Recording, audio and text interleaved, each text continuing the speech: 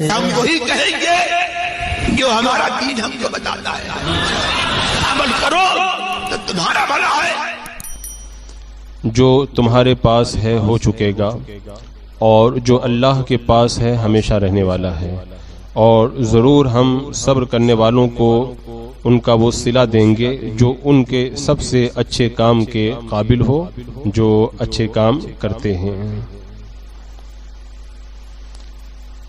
اللہ تبارک و تعالی نے یہاں پہ یہ ارشاد فرمایا کہ جو تمہارے پاس ہے وہ ختم ہو جائے گا، اور جو اللہ کے پاس ہے وہ باقی رہے گا، وہ ہمیشہ رہنے والا ہے۔ یعنی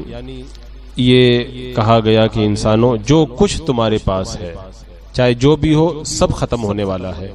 چاہے تمہاری کمائی کا مال ہو، یا تمہارے رہنے کے عالیشان بنگلے ہوں، تمہاری گاڑیاں ہوں، تمہارے کاروبار، سب کو ختم ہونا ہے۔ تمہاری جو بھی سیاست ہے یا جو بھی تمہاری دنیاوی دولت ہے، سب کو ایک نہ ایک دن ختم ہو جانا ہے۔ جو اللہ کے پاس ہے وہ باقی رہنے والا ہے۔ یعنی اللہ تبارک و تعالی جو ہے وہ اپنے فضل و کرم اور آپ کے کیے ہوئے اچھے اعمال کا جو اجر و ثواب عطا فرمائے گا، اسی کے لیے بقا ہے، ورنہ آپ جس کو سنبھال کے رکھ رہے ہیں اس کے لیے بقا نہیں ہے، اس کو ختم ہونا ہے۔ اور یہ ایسی حقیقت ہے جس کا کوئی بھی بندہ انکار نہیں کر سکتا۔ ہمارے پاس جو ہے وہ تو ختم ہونا ہے، ہم کو خود کو بھی ختم ہونا ہے۔ اللہ کے پاس ہے، اس کو باقی رہنا ہے، اور اللہ بھی باقی رہنے والا ہے۔ اللہ تبارک و تعالیٰ کے لیے فنا نہیں ہے۔ اسی لیے حضرت امام راضی رحمۃ اللہ تعالی علیہ سے کسی بہت بڑے مالدار نے جب یہ پوچھا تھا کہ حضرت میں یہ چاہتا ہوں کہ میرے پاس جو کروڑوں کا مال ہے وہ میرے مرنے کے بعد بھی میرے کام آئے، تو سوال چونکہ بڑا عجیب تھا کہ دنیا کا جو مال ہے، دنیا کی دولت ہے، وہ صرف دنیا تک رہ جاتی ہے۔ انسان جب مر جاتا ہے تو وہ چند گز کے ایک خالی کفن کے اندر اس کو دفن کر دیا جاتا ہے۔ قبر کے اندر بندہ اپنے مال و دولت کو ساتھ میں نہیں لے کے جاتا، بلکہ جو مصر کے بادشاہ ہوتے تھے فرعون، وہ بھی اپنے مرنے سے پہلے اپنے خزانے کا بڑا حصہ اس جگہ میں بھجوا دیا کرتے تھے جہاں پر ان کو دفن ہونا رہتا تھا، لیکن وہ ان کے کوئی کام آنے والی چیز نہیں ہے۔ تو امام راضی رحمۃ اللہ تعالی علیہ سے جب یہ سوال ہوا تو آپ نے یہ نہیں کہا کہ ایسا تو نہیں ہو سکتا کہ تمہارا مال تمہارے مرنے کے بعد بھی تمہارے ساتھ میں رہے، نہیں، آپ نے بڑا پیارا جواب دیا، اور دیکھا جائے تو اسی آیت کریمہ کی روشنی میں آپ نے جواب دیا۔ فرمایا کہ اگر تم یہ چاہتے ہو کہ تمہارا یہ مال تمہارے مرنے کے بعد بھی تمہارے پاس میں رہے، تو اس کے لیے ایک بہت اچھا راستہ میں تم کو بتاتا ہوں۔ اللہ تبارک و تعالیٰ نے فرما دیا جو تمہارے پاس ہے وہ ختم ہو جائے گا، جو اللہ کے پاس ہے وہ باقی رہے گا۔ تو تم ایک کام کرو، اپنی جتنی دولت کو تم اپنے مرنے کے بعد میں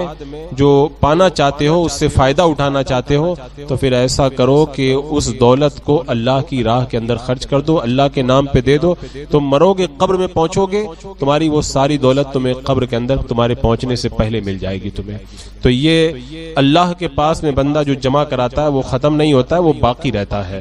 تو جب اللہ تبارک و تعالیٰ نے یہاں پہ ارشاد فرمایا کہ جو بندہ یہ چاہتا ہے کہ دنیا کی اپنی دولت کو باقی رکھے تو اس کا راستہ یہی ہے، تو جن لوگوں نے اس نقطے کو سمجھ لیا تو اب ہر کام اللہ اس کے رسول کی رضا کے لیے کرتے ہیں، شریعت کی پابندی پر کرتے ہیں، اور دنیا داروں کے جو حرام مال اور حرام تجارت کی طرف وہ آنکھ اٹھا کر بھی نہیں دیکھتے، کیونکہ انہیں یہ پتا ہے کہ یہ سب ختم ہونا ہے۔ اور جو یہ مثال پیش کی جاتی ہے کہ آخرت کے مقابلے میں دنیا کی دولت یہ ایسے ہی ہے جیسے سونے کے مقابلے میں ٹھیکری، تو یہ مثال بھی صحیح نہیں ہے۔ ایک اعتبار سے صحیح ہے، لیکن یہ مثال بھی پورے طور پر صحیح نہیں ہے، کیونکہ سونے کے مقابلے میں ٹھیکری کی کوئی حیثیت نہیں ہوتی، لیکن کچھ تو حیثیت ہوتی ہے، وہ ٹھیکری کچھ تو کام آتی ہے۔ لیکن مرنے کے بعد میں انسان کا مال اگر اس نے رائے خدا میں خرچ نہیں کیا تو کچھ بھی کام نہیں آتا ہے۔ تو جو کچھ بھی نہیں ہے اس کو کیا نسبت ہوگی اس سے جو باقی رہنے والی چیز ہے۔ تو اس کی اگر آسان مثال سمجھے تو مثال یہ سمجھ لیں، کہ ایک بندہ خواب کے اندر بہت بڑا خزانہ پا جائے اور جب نیند سے اٹھے تو ہاتھ کے اندر کچھ بھی نہ ہو. بس یہی حال ہے دنیا میں. اگر اپنے مال و دولت کو اگر اچھے کام میں بندے نے نہیں لگایا ہے تو جب مرے گا تو اس کو لگے گا کہ وہ جو میں اتنا بڑا خزانہ اپنے پاس میں رکھتا تھا وہ ایک خواب تھا, اب آنکھ کھلی تو میرے پاس تو کچھ ہے ہی نہیں. اور جن لوگوں نے اس کو حقیقت سمجھا اور دنیا کے اندر جو مال تھا اس کو نیک راہ میں لگا دیا, تو اس خواب سے جب وہ اٹھیں گے قبر میں جا کر کے آنکھ کھلے گی تو وہ اس کا اجر و ثواب جو ہے وہ اپنی قبر کے اندر پائیں گے. تو اس نقطے کو ہمارے اسلاف نے بڑے اچھے انداز میں سمجھا, اسی لیے اب روایات پڑھے انہوں نے جو اللہ نے ان کو دیا تھا اسے اللہ کی راہ کے اندر خرچ کرنے کی کوشش کی. حضرت علی رضی اللہ تعالیٰ عنہ کا ارشاد ہے کہ جب دنیا تمہارے پاس آئے تو خرچ کرو, کیونکہ وہ تم کو ہی پہنچے گی اور جب وہ تم سے منہ موڑ کر کے چلی جائے گی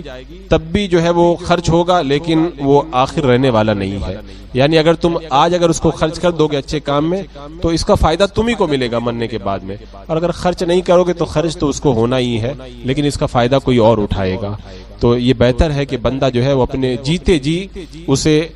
باقی رہنے والے بینک کے اندر جمع کرے. دنیا کے بینک میں جمع کیا ہوا مال باقی نہیں رہتا, وہ ختم ہو جاتا ہے. اللہ کے یہاں جمع کیا ہوا مال باقی رہتا ہے. اور ایک روایت میں ہے کہ ایک بار حضرت عبداللہ ابن زبیر رضی اللہ تعالیٰ عنہ نے 2 تھیلیاں یعنی 1,80,000 چاندی کے سکے حضرت ام المومنین عائشہ صدیقہ رضی اللہ تعالی عنہا کی بارگاہ کے اندر خدمت کے اندر بھیجے. تو حضرت ام المومنین عائشہ صدیقہ رضی اللہ تعالی عنہ نے وہ سارا جو مال تھا 1,80,000 وہ سب ایک طباق کے اندر رکھا, سینی میں رکھ دیا, اور رکھنے کے بعد میں اس کو تقسیم کر دیا. شام کے وقت میں آپ نے جب کھانا طلب کیا تاکہ روزہ افطار کریں تو اس وقت گھر کے اندر جو ہے وہ کھانے کے لیے کچھ تھا نہیں, تو خادمہ نے عرض کیا کہ آپ اتنی رقم اپنے پاس میں آئی تھی کچھ رکھ لیتی تو ابھی کچھ گوشت وغیرہ منگوا لیا جاتا. تو حضرت ام المومنین عائشہ صدیقہ رضی اللہ تعالی عنہا نے فرمایا اگر تم مجھے اس وقت یاد دلا دیتی تو تھوڑا سا میں جو ہے وہ رکھ لیتی اور گوشت منگوا لیتی. یعنی آپ دیکھیں آیا تھا ان کے پاس میں مال, کہا مجھے یاد دلاتی تو میں تھوڑا سا رکھ لیتی, لیکن رکھا نہیں, سب دے دیا. کیوں؟ ان کو پتا تھا کہ اگر میں ایسے ہی رکھوں گی تو وہ کام آنے والا نہیں ہے, جو دے دوں گی وہی آخر کے اندر مجھ کو کام آنے والا. اور آپ دیکھ بھی لیں جو لوگ اپنا پیسہ خرچ کر کے اللہ کی راہ میں چلے گئے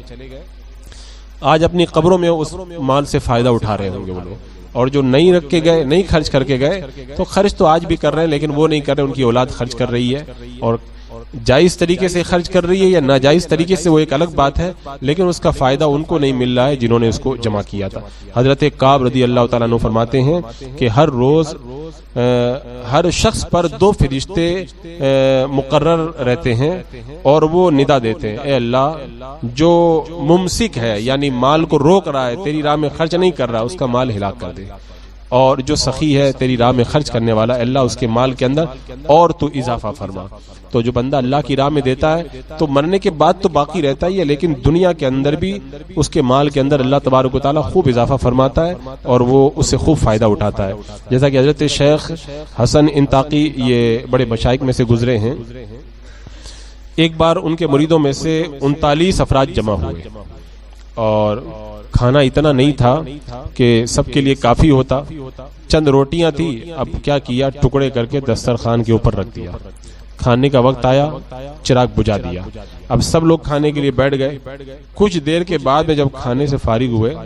اور چراغ جلایا گیا تو پتہ چلا کہ روٹیاں جو تھوڑی سی تھی پوری نہیں پڑتی تو ان کو ٹکڑے کر کے رکھا گیا تھا, وہ دسترخوان پہ سب کے سب ایسے ہی موجود تھی. یعنی آپ دیکھیں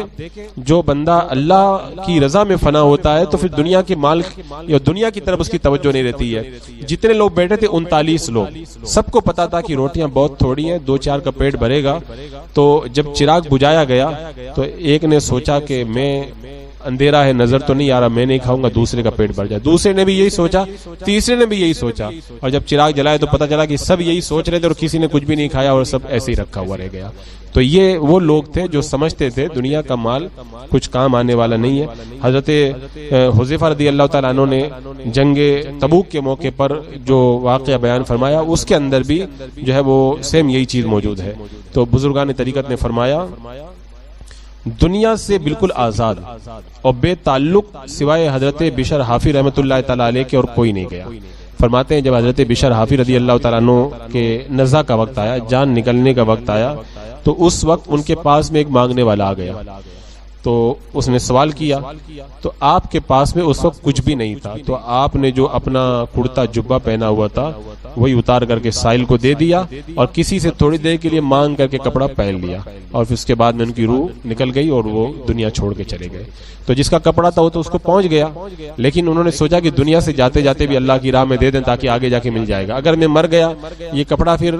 میرے تو بعد میں مرنے کے بعد کچھ کام آئے گا نہیں، اور میں نے اللہ کی راہ میں دے دیا تو جو اپنے ہاتھ میں وہ تو ختم ہو جاتا ہے، اور جو اللہ کے یہاں جمع کراتے ہیں وہ باقی رہتا ہے۔ اور جو بندے اس طرح خرچ کرتے ہیں، آج دیکھو بغداد شریف کے اندر حضرت بشر حافی رحمۃ اللہ تعالی علیہ کا مزار پر انوار ہے، جب ہم نے وہاں پہ حاضری دی تو حضرت بشر حافی رحمۃ اللہ تعالی علیہ کے مزار پاک سے جب نکل کر کے ہم باہر آئے تو باہر ہی آپ کے نام کا لنگر چل رہا تھا، لوگ زیارت کے لیے جاتے ہیں اور اس کے بعد میں سامنے جو ہے وہ حضرت بشر حافی رحمۃ اللہ تعالی علیہ کے لنگر میں پیسہ جمع کراتے ہیں، پھر وہ لوگ آپ کے نام سے جو ہے وہ غریبوں کو کھانا کھلاتے ہیں۔ دنیا میں انہوں نے اپنا مال رائے خدا میں لٹایا، تو آج ان کے نام پہ لوگ جو ہے کتنے ہزاروں ہزار روپے جو ہے ان کے نام پہ آج کھانے کے اندر لوگ خرچ کر رہے ہیں۔ تو بندہ جب خود کرتا ہے تو موت کے بعد میں جو ہے وہ اس کے لیے جو ہے وہ نیکی کی راہیں باقی رہتی ہیں، وہ بند نہیں کی جاتی ہیں۔ حضرت شیخ ابو الحسن رحمۃ اللہ تعالی علیہ کے بارے میں آیا روایتوں میں، آپ جب غسل خانے میں تشریف لے گئے تو اندر اسے مرید کو بلایا اور کہا کہ یہ لو میرا یہ جبہ ہے، یہ جاؤ کوئی فقیر مل جائے تو اس کو دے کے آ جاؤ۔ مرید نے کہا حضور نہا لیجئے، باہر آئیے، بعد میں آپ دیجئے تو میں پھر بعد میں دے کے آتا ہوں۔ تو آپ نے فرمایا کہ ابھی تو مجھے اللہ کی راہ میں دینے کا خیال آیا، جب میں نہا کر کے باہر آؤں گا تو پتہ نہیں میرے دل میں یہ ارادہ باقی رہے گا بھی کہ ارادہ ختم ہو جائے گا۔ تو انہیں پتا تھا کہ نیکی کی راہ کے اندر تاخیر نہیں ہونا چاہیے، اس میں جتنی جلدی ہو سکے اتنا کر دو تاکہ وہ جمع ہو جائے، جو دے دیا وہ جمع ہو گیا، اور جو رہ گیا بس وہ رہ گیا، اب وہ کس انداز میں رہتا ہے وہ تو مرنے کے بعد ہی پتہ چلے گا۔ تو اللہ تبارک و تعالیٰ نے فرمایا کہ ما عندکم ینفد وما عند اللہ باق، جو تمہارے پاس ہے وہ ختم ہونے والا ہے اور جو اللہ کے پاس ہے وہ ہمیشہ باقی رہنے والا ہے۔ یہ بالکل زندہ حقیقت ہے، اور اس حقیقت کا اگر کسی کو آج احساس نہیں ہے تو مرنے کے بعد جب پہنچے گا قبر میں تب پتہ چل جائے گا کہ باقی کیا رہا ہے اور ختم کیا ہو گیا ہے۔